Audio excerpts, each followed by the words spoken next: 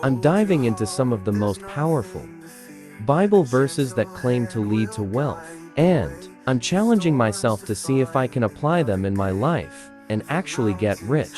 Start with a surprising statistic about wealth and spirituality, or pose a thought-provoking question on how faith can influence financial success. Introduce the concept of wealth in the Bible, highlighting its importance and relevance in today's society.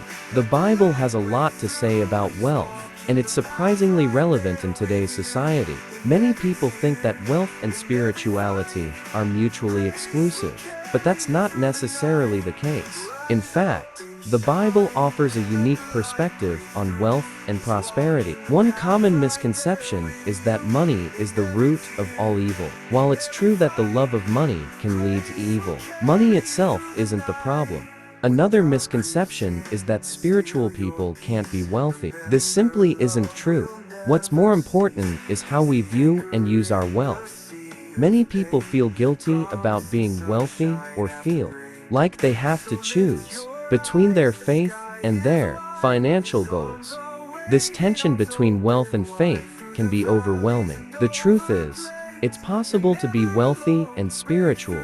It's all about perspective and priorities. When we focus on serving God and using our wealth for good, we can find peace and fulfillment. Our culture often portrays wealth as the ultimate goal, but the Bible encourages us to seek a different kind of wealth, one that's based on character, integrity, and generosity. Let's explore some key Bible verses that relate to wealth and prosperity. In 1 Timothy 6:10, it says, "For the love of money is a root of all kinds of evil. Some people, eager for money, have wandered from the faith and pierced themselves with many griefs." This verse highlights the dangers of loving money, but it doesn't say that money itself is bad. Psalm 112:3 says, "Wealth and honorary will be his treasure, and his righteousness will endure forever." This verse shows that wealth can be a blessing from God, but it's not the only thing that matters. Malachi 3:10 says, "Bring the whole tithe into the storehouse, that there may be food in my house. Test me in this, says the Lord Almighty, and see if I will not throw open the floodgates of heaven and pour out so much blessing that there will not be room enough to store it."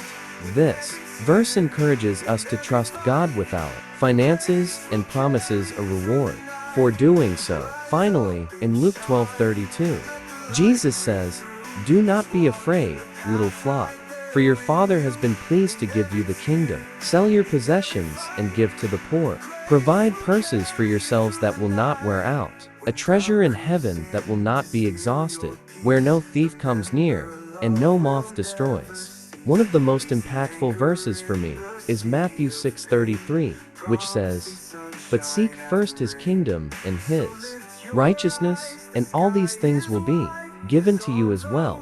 This verse shows that when we prioritize our relationship with God and seek to live according to his principles, he will provide for our needs. It's not about seeking wealth for its own sake, but about trusting God to provide for us as we focus on him. This mindset shift can be incredibly freeing. In conclusion, the Bible offers a nuanced view of wealth and prosperity. While it's not wrong to seek wealth, it's essential to do so in a way that honors God and prioritizes spiritual integrity.